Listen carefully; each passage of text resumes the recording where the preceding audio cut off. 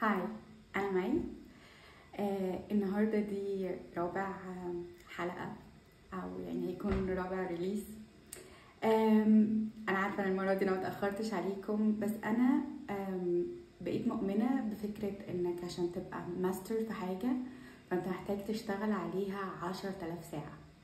فقعدت حسبتها عشان أبقى في أحسن فيرجن ليا، أنا محتاجة 10,000 ساعة من الشغل على البودكاست ده. وانا بعمل حوالي في الريليس الواحد حوالي 20 دقيقة. فحسبتها لقيت ان انا محتاجة اتليست 500 حلقة او 500 ريليس. وال 500 حلقة 500 ريليس لو انا عملت حلقة كل يوم فانا محتاجة اتليست يعني 1.5 سنة عشان اوصل للمكان ده. ففكرت انه يعني يا دوبك الحق، هحاول على قد ما اقدر ان انا اجتهد، ونيتي ان انا اقدم في الاخر برودكت، لو هنعتبر البودكاست ده برودكت، او المعلومات، او انا بحاول ادور على الكلام بالعربي شويه، الرساله اللي انا حابه اوصلها من البودكاست. بعد 1.5 سنة نشوف هتبقى عامله ازاي. ممكن نتكلم اكتر على الموضوع ده بعدين. احب ان يكون ده كان انترو لطيف.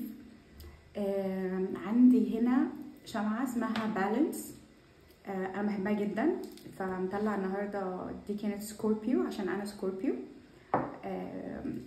يعني السان والمون بتاعي والرايزنج عندي حته اكواريوس، وانتم محتاجين تبصوا على الشارت بتاعتكم كلها ولا مش بتولع. فخلينا معانا بالانس بس مولعتش. هنكمل بقى، نكمل الفلو.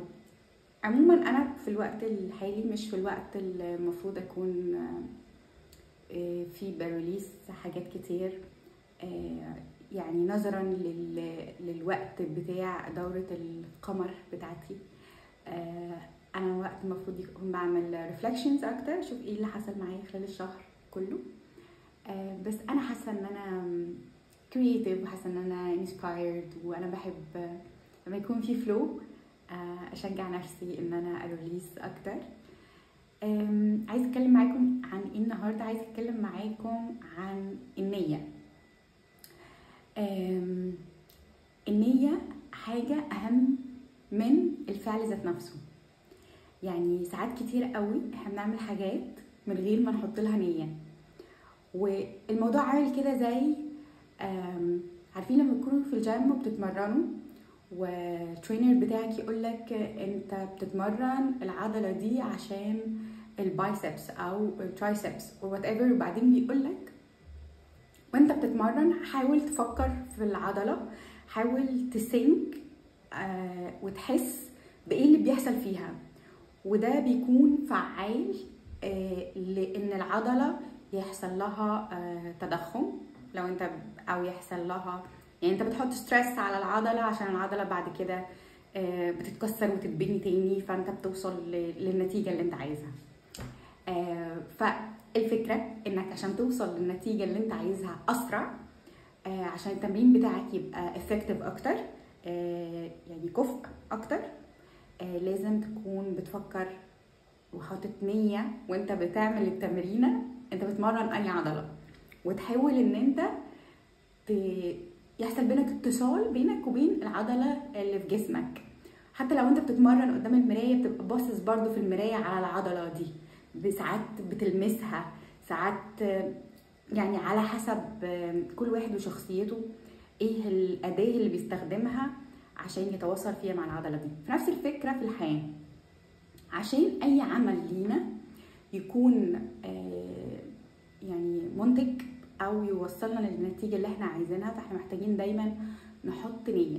احكي لكم حكايه صغيره وبعدين نكمل كلام عن الموضوع.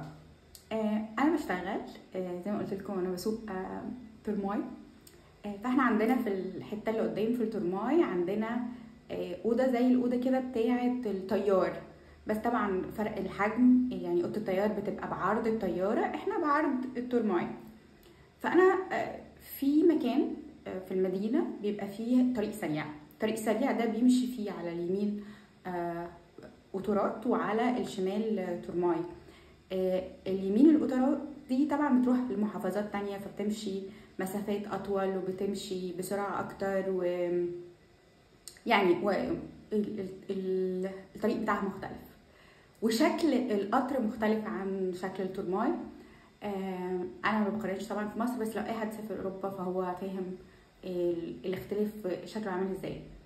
المهم احنا عندنا عاده في الشركه بتاعتي، وانا الشركه بتاعتي يعني شركه واخده الوظيفه دي من الحكومه، فهي شركه واحده، ما احنا مش شركات كتير. ان احنا دايما واحنا بنعدي جنب بعض بنسلم على بعض، عشان دي شغلانه وحدانيه، احنا قاعدين في مكان مقفول علينا طول الوقت، مفيش كابين كروز للاسف في التورماي. فده نوع من انواع السوشيالايزنج، او يعني ان احنا بنقول لبعض اللي هو انا كمان هنا، انا شايفك. الحاجات دي بتساعد الواحد في الشغلانات اللي هو بيكون فيها قاعد لوحده، ان هو يحس احسن، ان هو يحس ان هو في وسط كوميونتي، ان هو بينتمي لحاجه وهكذا. ففي مره كنت سايقه على الطريق السريع ده، وقاعده عماله افكر يعني اعمل ايه عشان عايزه انشر الطاقه بتاعتي لناس اكتر، فناس تتبسط بيها اكتر. كنت مره راكبه باص، كنت مروحه، ولقيت السواق بتاع الباص بيتكلم معايا، فبيقول لي ان هو ساعات بيحس ان هو زعلان انه هو بيسلم على الناس اللي بتسوق تورماي، والناس اللي بتسوق تورماي مش بتسلم عليه، عشان احنا شركه، والناس اللي بتسوق الباصز يعني شركه خاصه وكذا شركه مع بعض. فابتديت اي ما اشوف اي حد بيسوق باص اسلم عليه، اي حد بيسوق تاكسي اسلم عليه، اي حد بيسوق مطافي اسلم عليه، اي حد بيسوق اسعاف اسلم عليه، كل الناس اسلم عليهم. حتى الناس اللي بتشتغل في الشارع، اللي هي بتشتغل بتعمل الرصيف، او ان هم بيعملوا اسفلت في الشارع، او بقيت مشهوره قوي في البلد. لا، اي حد بيشوفني بلاقي الناس فرحانه ان هي بتشوفني بتسلم عليا يعني بحب.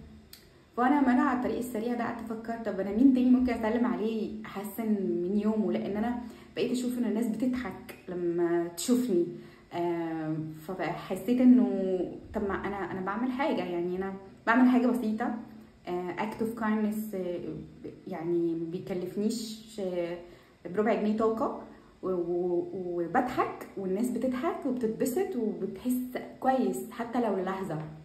ففكره انك انت تعمل حاجه وانت نيتك حلوه، انك انت تسعد حد حتى لو للحظه، فايتس نايس. عشان كده ابتديت افكر تاني في الشعار بتاع ماكدونالدز بتاع زمان، اللي هو كان ماكدونالدز لازم يبتسموا لكل الناس اللي بتعمل اوردرز.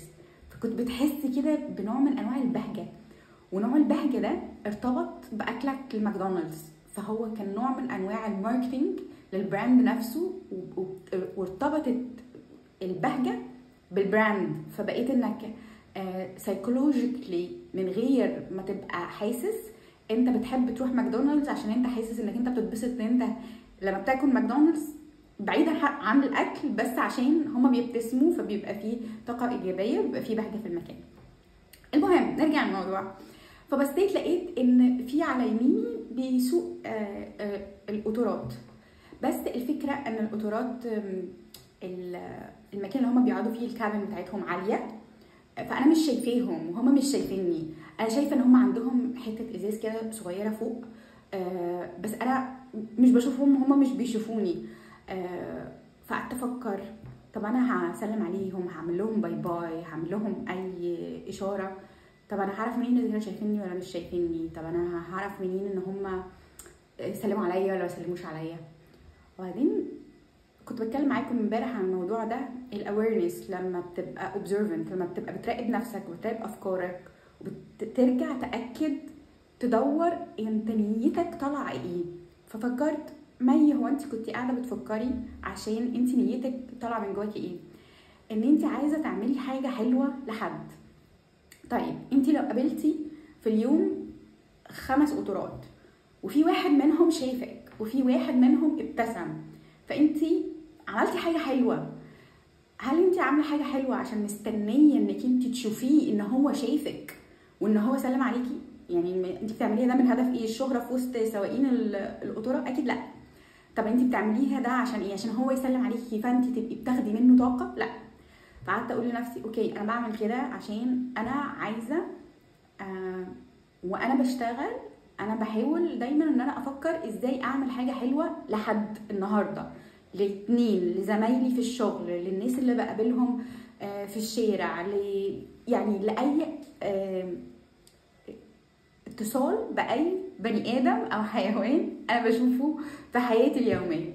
فقلت خلاص يبقى انا هسلم على كل القطارات اللي بتعدي، وانا عارفه ان هما الله اعلم هما هيشوفوني ولا لا، الله اعلم هو ده يعني هيعرفوني او لا، مش مهم خالص، هيسلموا عليا ولا ما يسلموش عليا مش فارق معايا. انا بعمل كده عشان لو حد فيهم في يوم من الايام شافني فممكن انا بالتصرف بتاعي ده اكون اضفت له حاجه في حياته، بسمه لمده لحظه.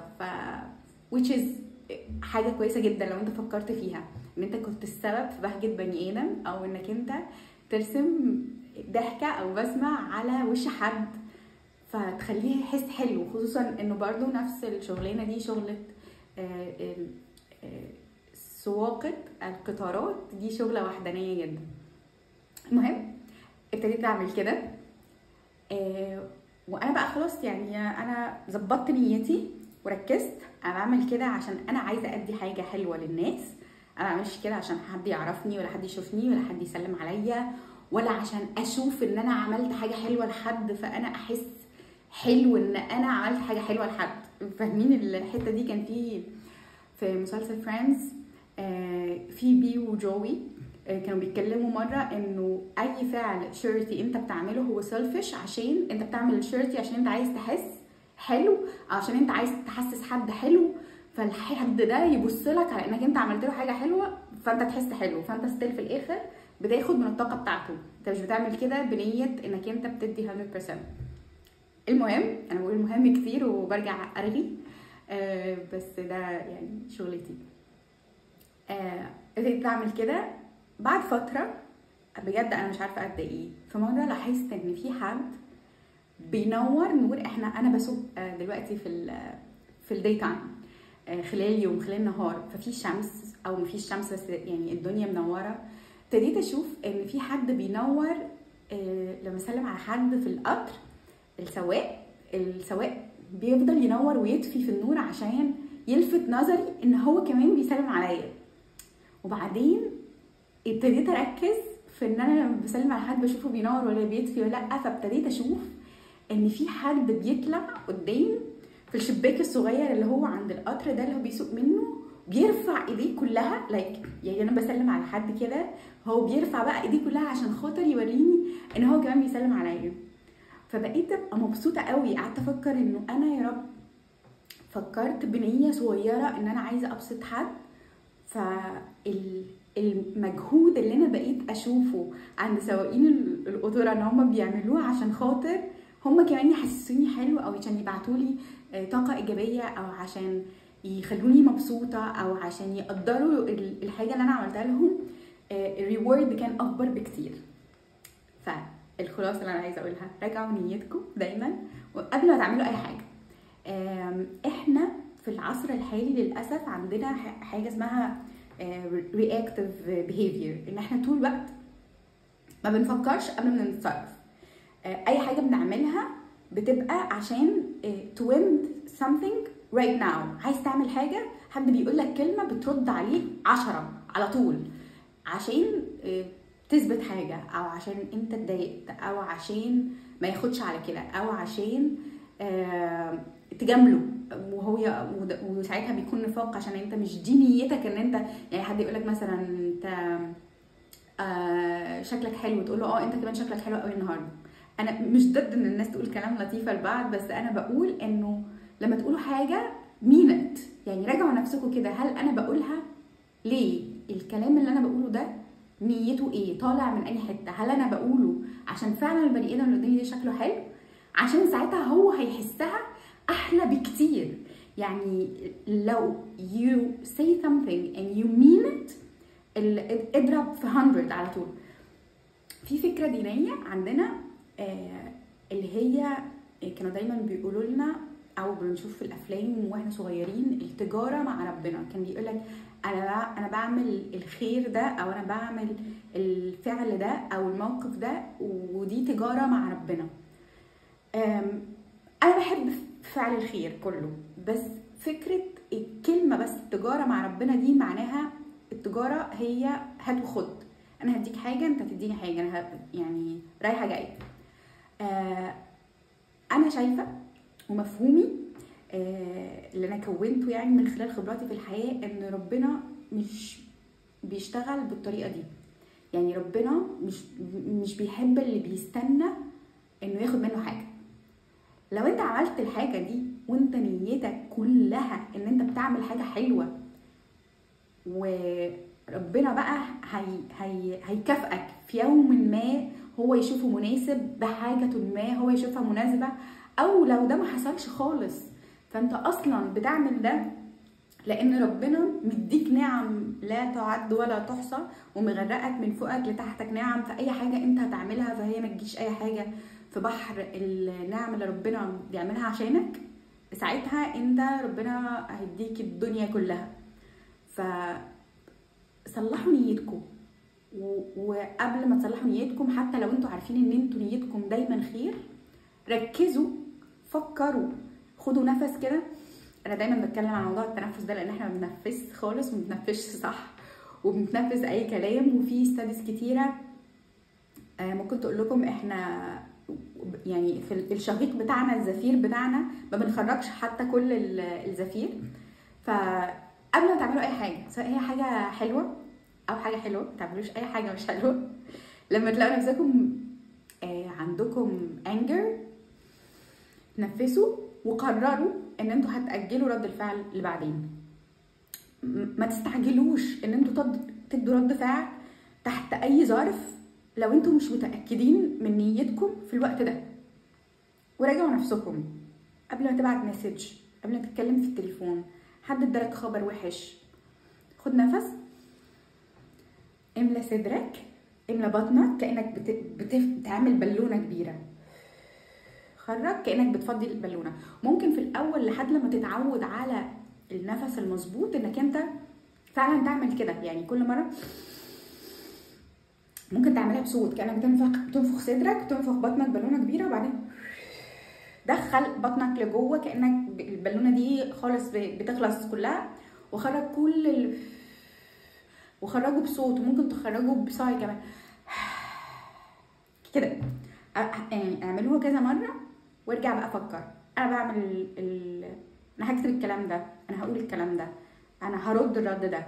هل ده انا بعمله عشان اضايق اللي قدامي، عشان اثبت حاجه لحد، ولا انا بعمله عشان انا نيتي كويسه ونفسي اللي قدامي مثلا اوصل له معلومه عشان لمصلحته، عشان هو فاهم حاجه غلط، عشان احسسه كويس، ما احسسهوش ان هو مظلوم مثلا، ما احسسهوش ان هو ما خليهوش يمر باي نيجاتيف فيلينج.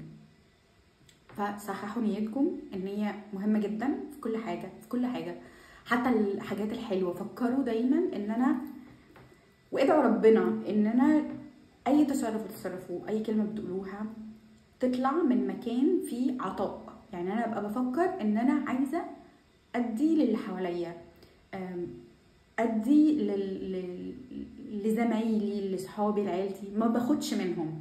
يعني انت ما تكونش قاعد بتعمل حاجه كويسه في الشغل عشان انت مستني ان الشغل يشوفك ويسقف لك ويقول عليك برافو.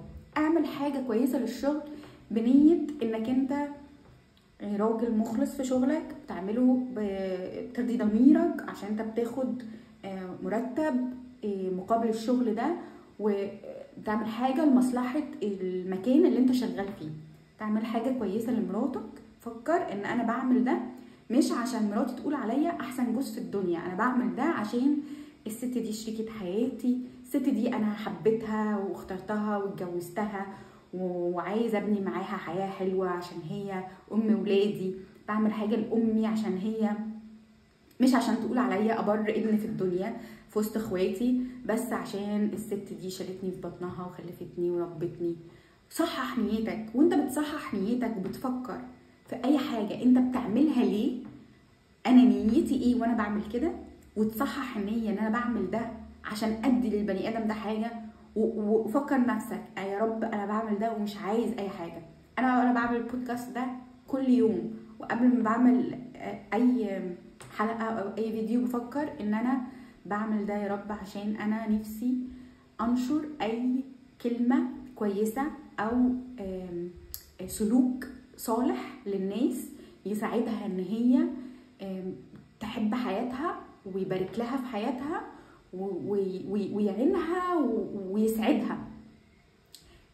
في ناس كتير ممكن تتفرج على الحلقات دي وتحس ان هي ما فيهاش اي حاجه جديده بالنسبه لها، وده اوكي جدا، لان انا الناس دي انا مبسوطه ان هم الفيديوز دي مش هيكون فيها حاجه ليهم، لان هم ده معناه ان هم في مستوى المعرفه دي او معديينه، فربنا يبارك لكم في حياتكم. بس في ناس كتير ممكن شويه الكلام دول يساعدوهم في حياتهم.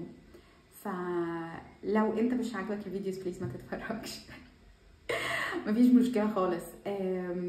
انا كان زمان عندي سوشيال ميديا، دلوقتي ما عنديش، بس حاجه من الحاجات اللي كانت مخلياني عن السوشيال ميديا ان انا كنت دايما بحاول ان انا اتكلم كلمه كويسه.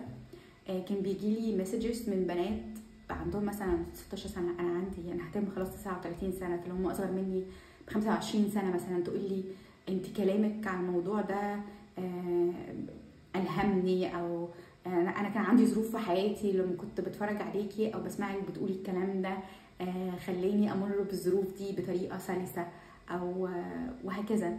فانا لو واصله لبني ادم واحد، لبنت واحده او ولد واحد، والكلام ده هيساعده ان هو يبني شخصيته او يلاقي الطريق الصحيح لحياته، فانا شكرا جدا يا رب ان انت ساعدتني ان انا اوصل للمرحله دي. شكرا ليكم، ويومكم جميل وليلتكم جميله، وهشوفكم تاني. بحبكم.